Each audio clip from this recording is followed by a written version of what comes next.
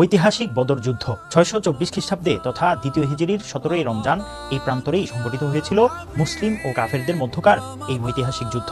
ঐতিহাসিক তাবুক যুদ্ধ নবম হিজরির রজব মাসে তাবুক যুদ্ধ সংঘটিত হয়। কাদেসিয়া যুদ্ধ এক বর্ণনা অনুযায়ী কাদেসিয়া যুদ্ধ 15 হিজরি সনের রমজান মাসে সংঘটিত হয়। স্পেন বিজয় সিপাহ সালার তারিক বিন জিয়াদের নেতৃত্বে মুসলিম বাহিনী 92 হিজরি সনের 28শে রমজান সর্বপ্রথম রড্রিকের সৈন্য পরাজিত করে স্পেন জয় করেন। সুলতান সালাউদ্দিন আইয়ুবী রহমতুল্লাহি আলাইহি ক্রুসেডারদের বিরুদ্ধে সর্বশেষ যুদ্ধ শুরু করেন 1393 সালের 10 রমজান। এছাড়াও রমজানে ইসলামী ইতিহাসের আরো অনেক ঘটনা ঘটে। নবুয়তের 6ষ্ঠ বছর রমজান মাসে হযরত ওমর রাদিয়াল্লাহু তাআলা আনহু ও হযরত হামজা রাদিয়াল্লাহু তাআলা আনহু ইসলাম ধর্ম গ্রহণ করেন। নবুয়তের 10ম বছর রমজান মাসে রাসূল সাল্লাল্লাহু আলাইহি ওয়াসাল্লামের চাচা আবু তালেব ও খাদিজা রাদিয়াল্লাহু তাআলা আনহা ইন্তেকাল করেন। 5ম হিজরির রমজান মাসে খন্দকের যুদ্ধ হয়। 8ম হিজরির 16 রমজান কিয়ামত পর্যন্ত সুদকে হারাম করা হয়। 9ম হিজরির রমজান মাসে তাবুকের যুদ্ধ সংঘটিত হয়।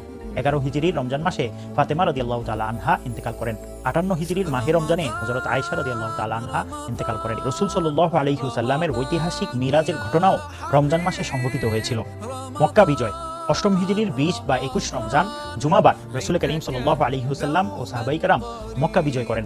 রমজান মাসের সবচেয়ে গুরুত্বপূর্ণ ঘটনা হলো এই মাসের একটি রাত তথা শবে কদরে মানবতার মুক্তির সনদ কোরআনে কারীম সর্বপ্রথম নাজিল হয়েছে।